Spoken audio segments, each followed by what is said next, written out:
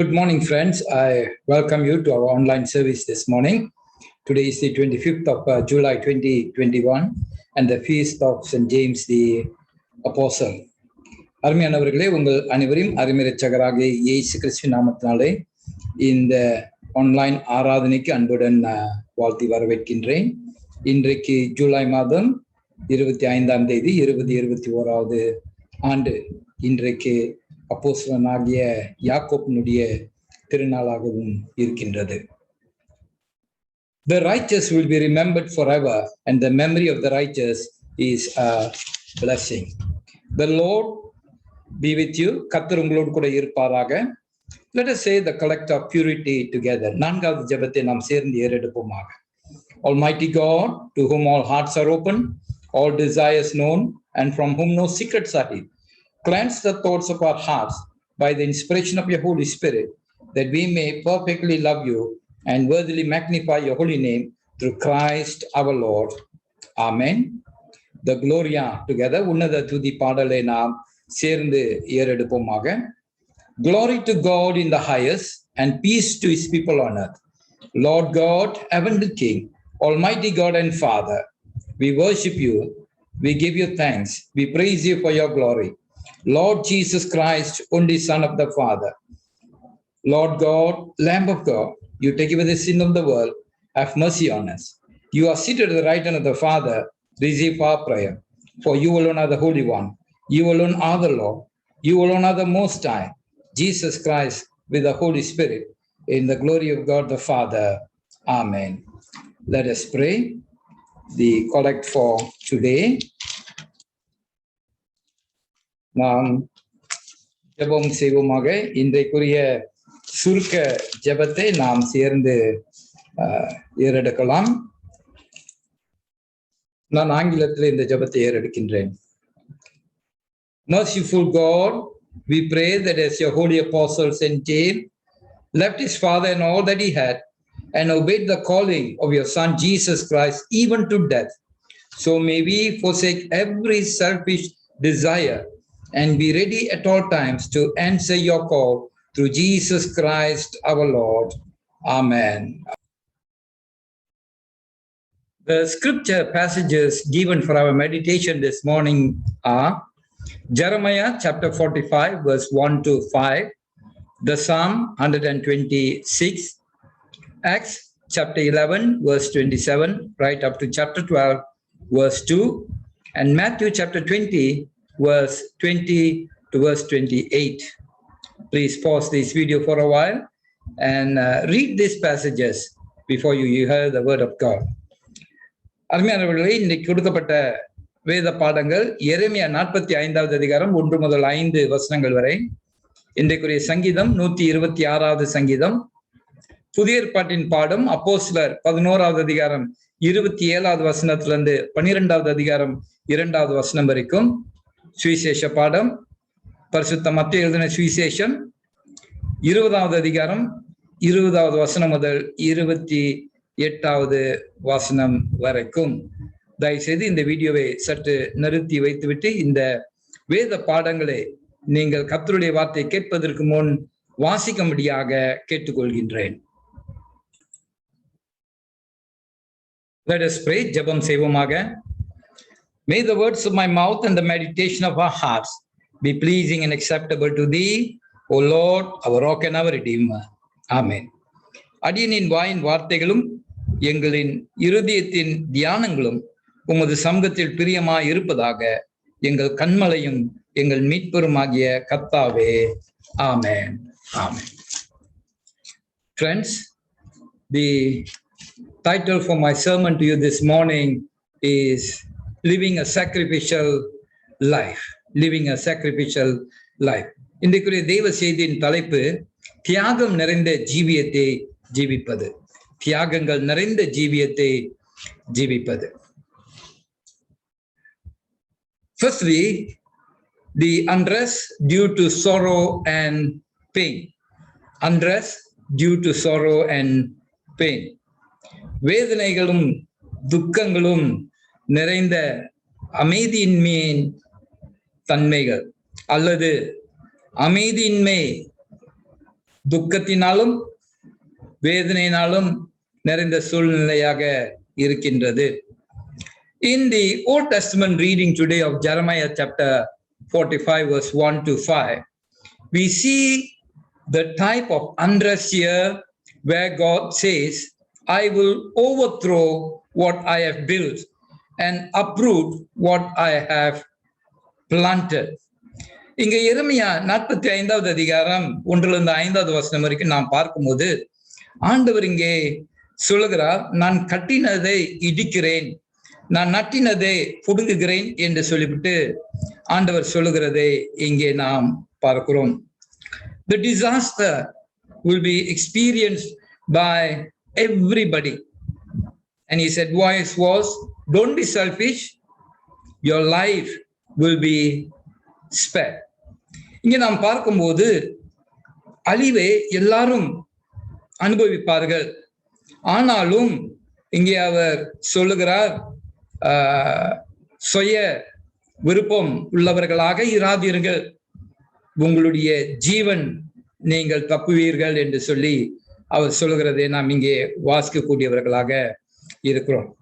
Now, overthrowing and uprooting here can mean political unrest, going into captivity, losing one's livelihood, experiencing frustrations, depressions, discouragements, unemployment, famine, and the list can go on and on and on, full of disadvantages, a life full of sufferings. நாம் இங்கே ஆண்டவர்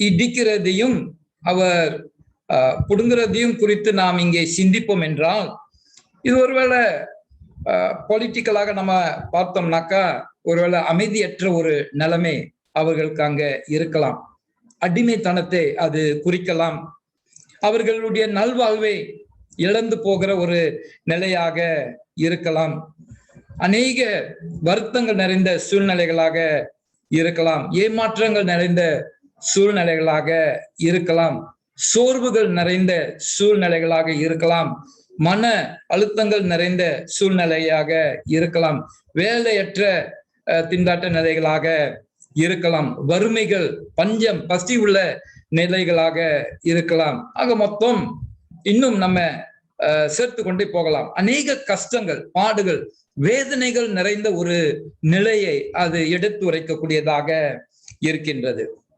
Friends, the similarities can be seen in today's pandemic situation of unrest, experiencing frustrations, depressions, discouragements, unemployment, famine, or captivity under COVID-19. A lot of difficulties under the pandemic situation. இப்பொழுது உள்ள காலத்தை நாம் பார்க்கும்போது இந்த கொள்ளை நோய் நிறைந்த காலத்தை நாம் ஒப்பிட்டு பார்ப்போம் என்றால் அதே போல சில கஷ்டமான சூழ்நிலைகள் இங்கே இருக்கின்றது. அமைதியற்ற நிலை, சந்தோஷத்தை இழந்த அநேகர் இருக்கின்றார்கள், அநேகர் வருத்தத்தோடு கூட இருக்கிறார்கள், அநேக இழப்பை அனுபவித்தவர்களாக இருக்கிறார்கள், சோர்வடைந்து போனவர்களாக இருக்கிறார்கள், மன அழுத்தம் அடைந்தவர்களாக இருக்கிறார்கள், வேலை இல்லாத திண்டாட்டம், சம்பாத்தியம் இல்லாத ஒரு நிலை, அதனால ஆகாரங்களுக்கும் கஷ்டப்படக்கூடியவர்களாக இருக்கிறார்கள் என்று சொல்லிட்டு நம்ம பார்க்கலாம். அப்ப இந்த COVID-19 என்ற கொள்ளை நோயினுடைய சூழ்நிலையினால அநேகர் கட்டப்பட்டவர்களாக, பாதிக்கப்பட்டவர்களாக இருக்கிறதை நாம் காணக்கூடியவர்களாக இருக்கின்றோம். இவ்விதமாக நாம் ஒப்பிட்டு பார்க்கலாம். Secondly, we see the unrest of persecution and famine. இரண்டாவதாக நாம் பார்ப்போம் என்றால் பஞ்சம், உபத்திரம் நிறைந்த அமைதியின்மையின் நிலையை நம்ம பார்க்கின்றோம். உபத்திரமும் பஞ்சமும் நிறைந்த ஒரு அமைதியின்மை நிலை.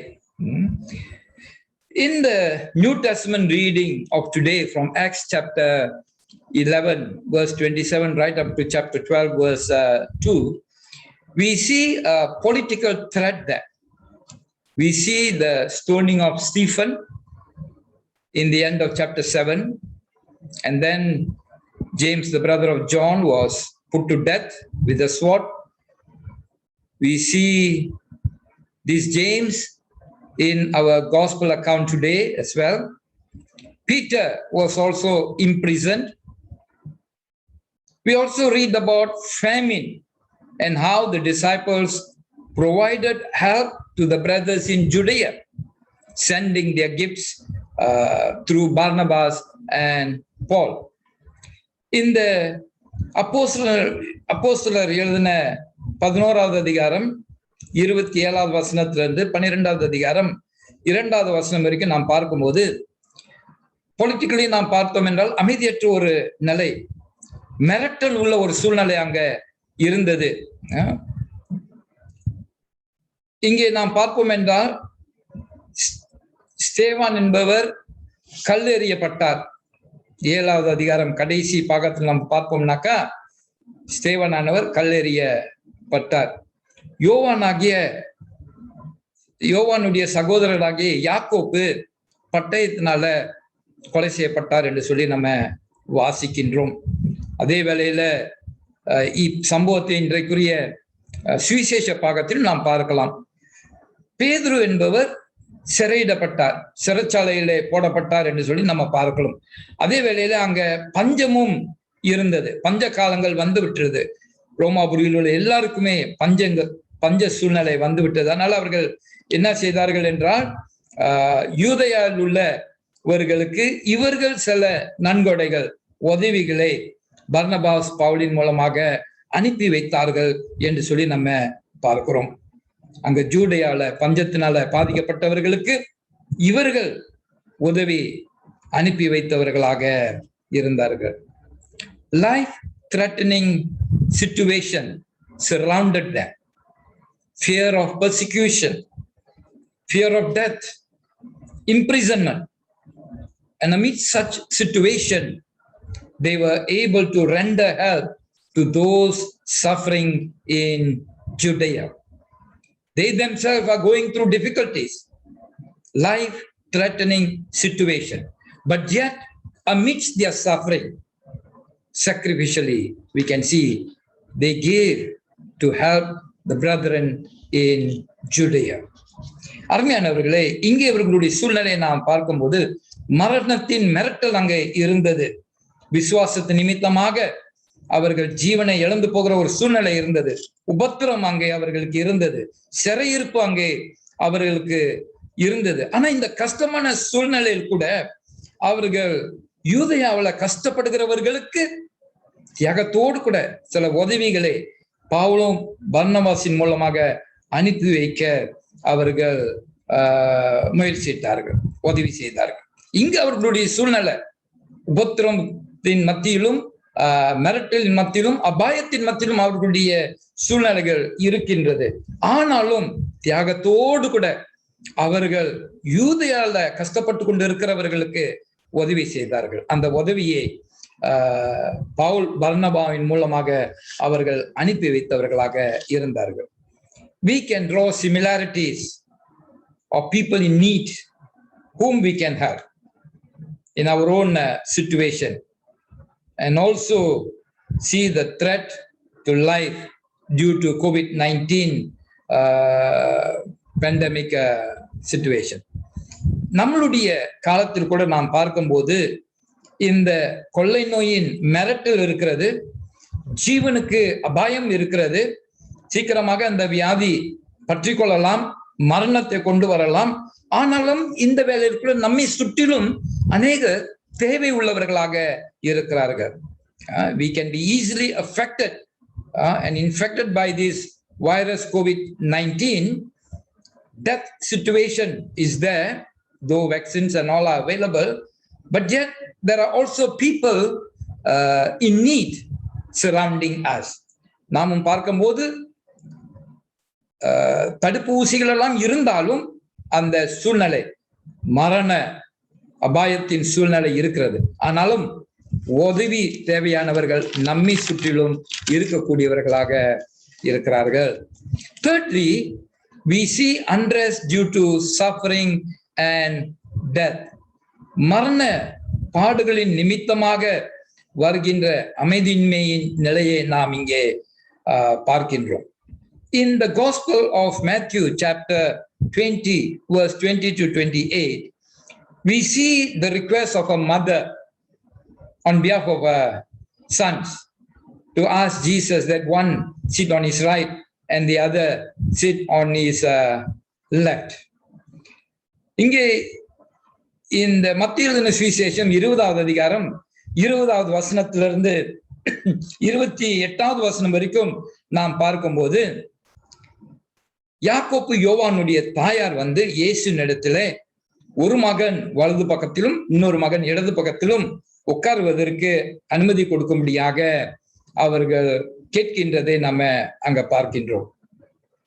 We read about this James put to death by a sword in the epistle reading just now. இதே யாக்கோப்பு பட்டயத்தினால கொலை செய்யப்பட்டதையும் நாம் நிருப வாக்கியத்தில் வாசித்தோம். Jesus talks about the cup of suffering here. ஆண்டவர் இங்கே பாடுகள் நிறைந்த பாத்திரத்தை குறித்து பேசுவதை நாம் இங்கே பார்க்கலாம். The path of suffering, பாடுகள் நிறைந்த பாதைகளை குறித்தும் அவர் சொல்லுகிறார். And before him was his own crucifixion. அவருக்கு முன்பாக அவருடைய சிலுவையில் அறையப்பட வேண்டிய சூழ்நிலையும் அங்கே இயேசுவுக்கு இருந்தது. Jesus also talked about the service of servanthood, where we are called to serve and not to be served. It is a call to a sacrificial life. The disciples of Jesus experienced it in their life. இங்கே இயேசு சுவாமி சொல்லுகிறதை நாம் பார்க்கின்றோம். சேவை செய்வதற்கே வந்த அவர் சேவை செய்கிறவர்களாக நாம் இருக்க வேண்டும். சேவை பெறுவதற்கல்ல, சேவை செய்யக்கூடியவர்களாக இருக்க வேண்டும். ஒரு தியாகம் நிறைந்த ஜீவியத்தை நாம் ஜீவிக்கக்கூடியவர்களாக இருக்க வேண்டும். தியாகத்தோடு கூட நம்மளுடைய சேவைகளை செய்யக்கூடியவர்களாக இருக்க வேண்டும். இதை சீஷர்கள் அவர்களுடைய ஜீவியத்தில் அனுபவித்தவர்களாக இருந்தார்கள். Friends, amidst all our difficult situation during this pandemic of COVID-19, how can we render acts of good deeds and sacrificial services today? A lot of needy people surround us. How can we extend a helping hand sacrificially? அருமையானவர்களே, நம்மை சுற்றிலும் இந்த கொள்ளை நோயின் காலத்திலே அநேக தேவை உள்ளவர்கள் இருக்கின்றார்கள். எப்படி தியாகத்தோடு கூட சில நற்கிரியைகளை நாம் செய்ய முடியும் என்று சொல்லி சற்று நாம் சிந்திக்கக்கூடியவர்களாக இருக்க வேண்டும். எப்படி நாம் பிறருக்கு இந்த சூழ்நிலையிலே தியாகத்தோடு கூட சில உதவிகளை நாம் அருள முடியும் என்று சொல்லி நாம் சற்று சிந்திக்கக்கூடியவர்களாக இருக்க வேண்டும். Fourthly, we see the joy of restoration. நான்காவதாக நாம் பார்க்கும்போது மறுசிறப்பின் மகிழ்ச்சியை நாம் இங்கே பார்க்கின்றோம். அவர்கள் புதுப்பிதல் அடையும் போது, மறு சிறமைப்பு அடையும் போது அவர்களுடைய சந்தோஷம் மகிழ்ச்சியான நிலையை இங்கே நாம் பார்க்கின்றோம். The reading of the Psalm for today, Psalm 126. We see first the freedom from captivity brought them great joy and excitement in verses 1 to verse 3. 1வது வசனத்திலிருந்து 3வது வசனம் வரைக்கும் நாம் பார்க்கும்போது அடிமைத்தனத்திலிருந்து விடுதலையாக்கப்பட்ட அந்த சூழ்நிலை அவர்களுக்கு மிகுந்த சந்தோஷத்தையும் ஆச்சரியத்தையும் கொண்டு வந்தது என்று சொல்லி நம்ம பார்க்கிறோம். Freedom from captivity brought great joy and excitement to them. அடிமைத்தனத்திலிருந்து பெற்ற விடுதலை அவர்களுக்கு மகிழ்ச்சியையும் சந்தோஷத்தையும் கொண்டு வந்தது என்று சொல்லி நம்ம பார்க்கிறோம். A call for restoration is seen in verse 4. மறு சீர் அமைப்பு செய்வ ஒரு அழைப்பை நாம் 4வது வசனத்துல பார்க்கின்றோம். In verse 5 and verse 6, we see the joy of reaping the harvest after a time of sowing with tears. 5வது வசனம் 6வது வசனத்தை நம்ம பார்க்கும்போது, கண்ணீரோடு கூட விதைத்த பின் கம்பீரத்தோடு கூட அடையும் அறுவடையே நாம் அங்கே வாசிக்கக்கூடியவர்களாக இருக்கிறோம். கண்ணீரோடு கூட விதைக்கிறவன் கம்பீரத்தோடு கூட அறுவடை செய்வான் என்று சொல்லி போட்டிருக்கிறது. He who sows with tears would reap with joy.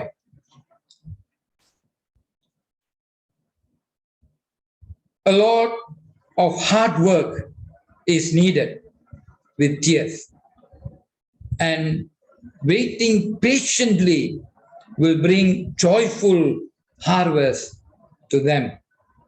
There will be a delay for the harvest.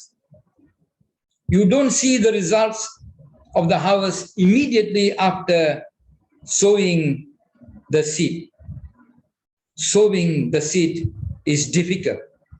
It is hard work. It needs a lot of time to bend down and to plant those seeds one by one patiently. You will sweat. Sometimes you will bleed. You can hurt yourself. You can have body pains, and you open yourself for danger. Weeding, pruning, putting fertilization, giving constant care to what you have sown will take a lot of time and energy from you. Yet, when you persevere patiently, you will reap with joy.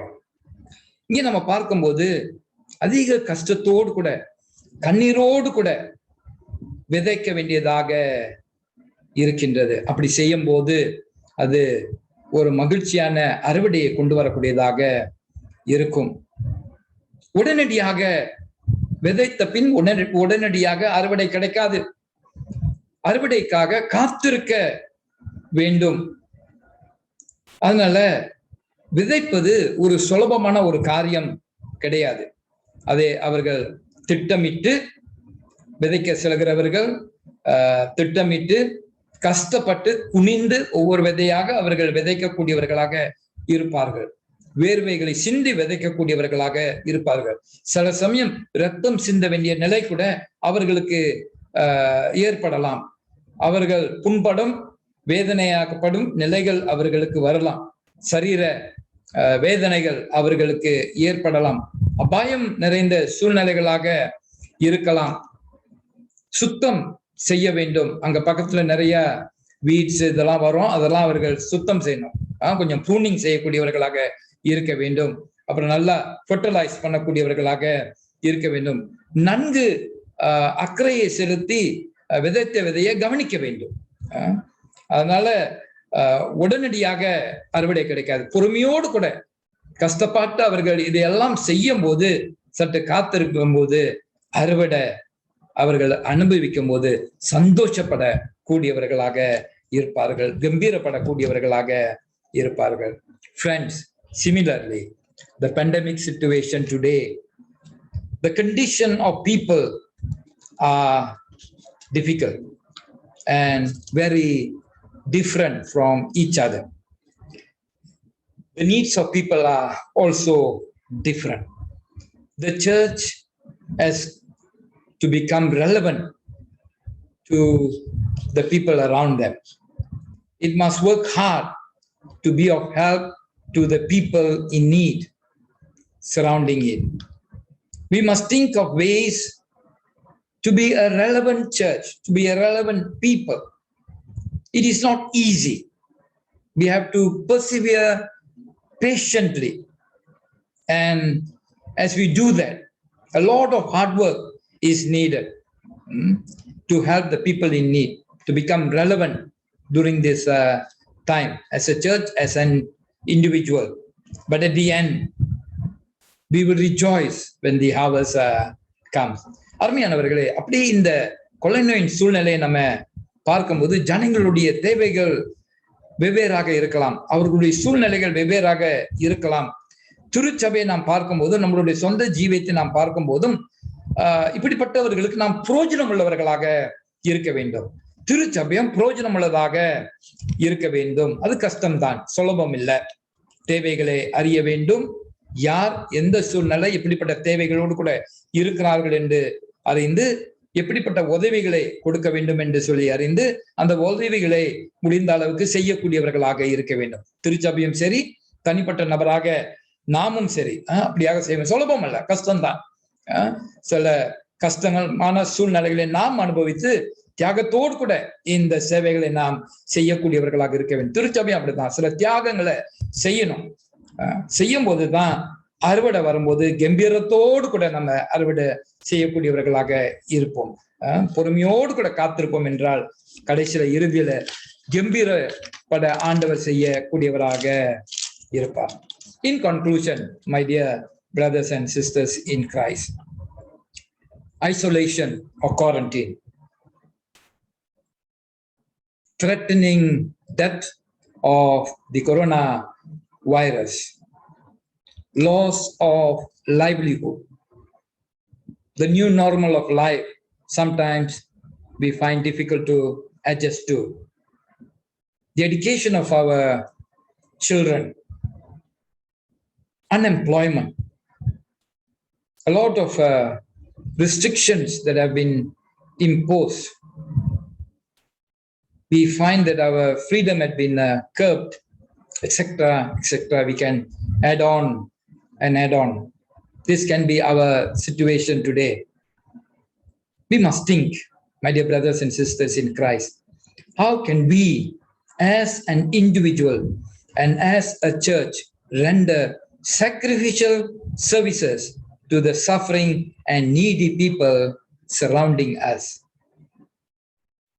Churches are rendering help by providing groceries and food packets. They call it the food bank today. Churches are providing counseling and are networking with other churches and social agencies. Our diocese has also started the Anglican pantry. What about you and me? Sacrificial giving may be painful. It will be difficult. It takes a lot of effort, guts to sow in faith and to give. Sacrificially means to give with tears. But when you sow with tears, the scripture in Psalm 126 verse 5 and 6 says, you will reap with joy. Times are difficult today. Let us practice sacrificial giving by living a sacrificial life. அருமையானவர்களே, முடிவிலே நாம் பார்க்கும்போது quarantine அல்லது தனியா வைக்கப்பட்டவர்கள், corona வைரஸின் மரணங்கள், நல் வாழ்க்கையை இழந்து கஷ்டப்படுகிறவர்கள், இந்த புதிய சூழ்நிலையிலும் ஏற்றுக்கொள்வதற்கு கஷ்டப்படுகிறவர்கள், பிள்ளைகளுடைய படிப்பு, வேலை இல்லாத திண்டாட்டம், இப்படியாக நாம் பார்க்கும்போது அநேக கஷ்டங்கள் நிறைந்த சூழ்நிலைகள் நம்மை சூழ்ந்து கொண்டு இருக்கிறது. தனிப்பட்ட நபராகவும் ஒரு திருச்சபையாகவும் நாம் எப்படி தியாகங்கள் நிறைந்த சேவைகளை செய்ய முடியும்? நம் மத்தியில கஷ்டப்பட்டு கொண்டு இருக்கிறவர்களுக்கு எப்படி தியாகத்தோடு கூட சில சேவைகளை நாம் செய்வது என்று சொல்லி சற்று நாம் சிந்திக்கக்கூடியவர்களாக இருக்க வேண்டும். திருச்சபைகளை நாம் பார்க்கும்போது இன்றைக்கு செலவு ஜாமான்களை கொடுத்து உதவி செய்து கொண்டு இருக்கிறார்கள். சாப்பாட்டை எல்லாம் பேக் பண்ணி கஷ்டப்படுகிறவர்களுக்கு கொடுக்கக்கூடியவர்களாக இருக்கிறார்கள். கவுன்சிலிங், நல்ல ஆலோசனை கொடுக்கிற பணிகளை செய்து கொண்டு இருக்கிறார்கள். மற்ற திருச்சபைகளோடு கூடயும் இன்னும் ஸ்தாபனங்களோடு கூட சேர்ந்து அவர்கள் சேவை செய்யக்கூடியவர்களாக இருக்கிறார்கள். ஃபுட் பேங்க் என்று சொல்லி எல்லாம் பணிபுரியக்கூடியவர்களாக இருக்கிறார்கள். நம்மளுடைய திருமண்டலம் கூட இப்பொழுது ஆங்கிலிக்கன் பேண்ட்ரி என்று சொல்லி ஆரம்பித்திருக்கிறார்கள். அதே வேளையில நம்மளுடைய திருச்சபைகள் இந்த பணியை செய்ய வேண்டும் என்று சொல்லி உற்சாகப்படுத்தி கொண்டு இருக்கிறார்கள். நீங்களும் நானும் எப்படி? நம்மை சுற்றிலும் இந்த காலத்தில் அநேக தேவையான சூழ்நிலைகள், தேவையான மக்கள் இருக்கிறார்கள். தியாகத்தோடு கொடுப்பது நமக்கு வேதனை உள்ளதாக இருக்கலாம், கஷ்டமானதாக இருக்கலாம். அந்த தியாகம் நாம் கண்ணீர் வடிக்க கூட அது செய்யும் ஒரு சூழ்நிலையாக இருக்கலாம். ஆனால் இன்றைக்குரிய பாடம், சங்கீதத்தின் பாடம் 126வது அதிகாரம், சங்கீதம் 126 5வது வசனம் 6வது வசனம் நமக்கு சொல்கிறது, கண்ணீரோடு கூட விதைக்கிறவன் கம்பீரத்தோடு கூட அறுப்பான் என்று சொல்லி. ஸோ அதனால நாம் கஷ்டமாக இருந்தாலும் தியாகத்தோடு கூட, கண்ணீரோடு கூட சில தியாகம் நிறைந்த சேவைகளை செய்யும் போது நிச்சயமாக ஆண்டவர் நமக்கு ஆசீர்வாதமான அறுவடைகளை அருளக்கூடியவராக இருப்பார். சூழ்நிலைகள் கஷ்டமாக இருக்கிறது, நாம் தியாகத்தோடு கூட ஜீவித்து சில தியாகங்களை செய்து தியாகத்தோடு கூட உதவிகளை செய்யக்கூடியவர்களாக முன் வருவோமாக. கர்த்தர் தாமே உங்கள் அனைவரையும் ஆசீர்வதிப்பாராக. ஜெபம் செய்வோம். Let us pray. God, our loving Heavenly Father, we thank you for this day and for your word to us this morning. The needy surround us, Lord. We heard about the difficult situation in the scripture readings today, the people of the time faced, and how amid such situation they were able to serve sacrificially, and some had to die a martyr's death, being faithful to the end amid such difficult situation. We know the church grew amid such difficult situation, Lord Jesus. Though they were scattered, yet they grew. And yet they had the heart to help others amidst their own difficulty. We pray, O God, in our own difficult situation, going through difficulties ourselves, help us also to have the heart like the disciples, to also help out of our own difficulties, to give sacrificially and to live sacrificial life, O Lord Jesus. May others be blessed through our giving, and may your name be glorified. Strengthen our faith, O God, to live for you, to sacrificially give to the people in need around us, to sow with tears and to reap with joy. அருமையானவரே, அருமையான வார்த்தைகளை எங்களுக்கு கொடுத்து ஆசீர்வதித்ததற்காக நன்றி செலுத்துகின்றோம் சுவாமி.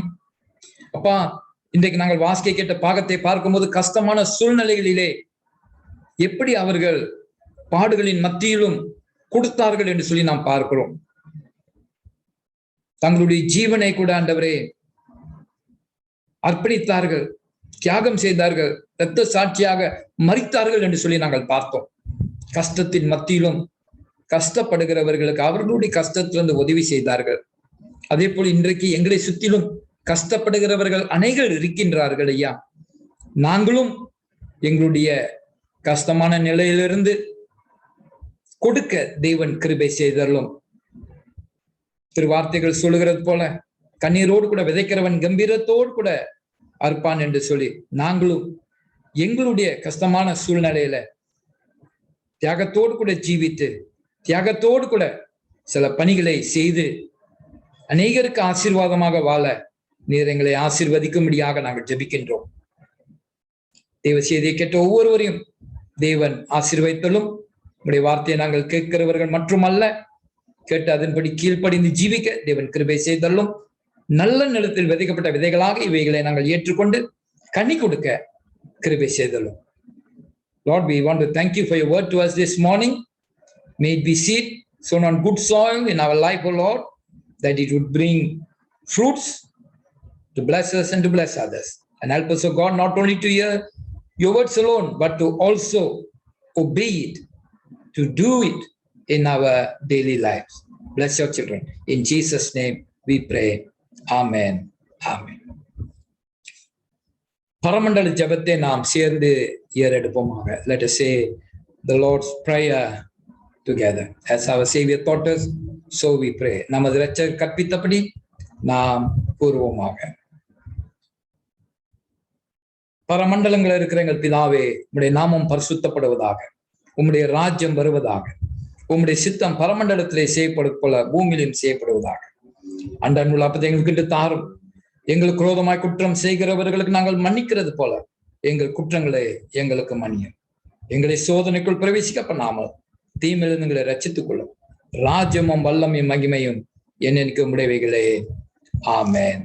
ஆமென். The blessing.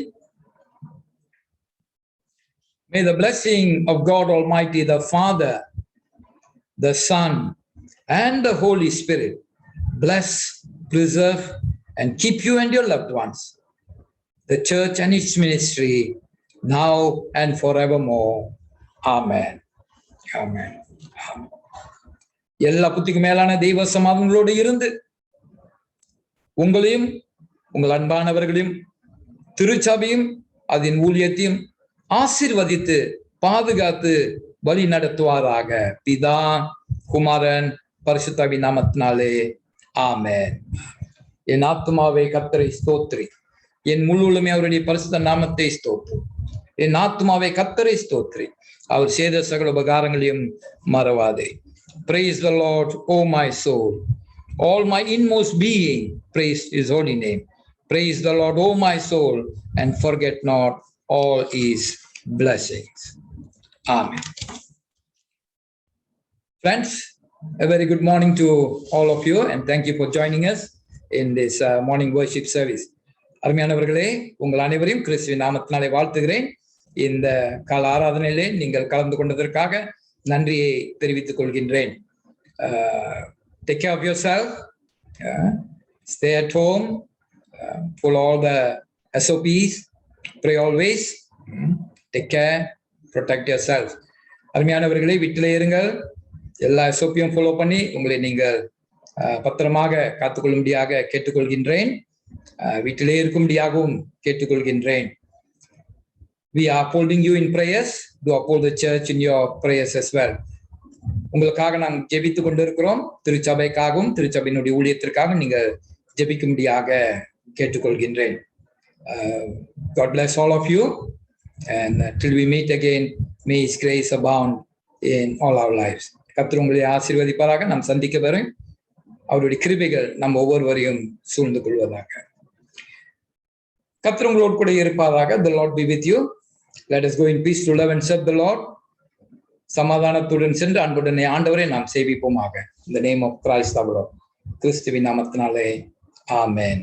Amen. God bless all of you. கர்த்தர் தாமே உங்கள் அனைவரையும் ஆசீர்வதிப்பாராக. Thank you. Take care. God bless.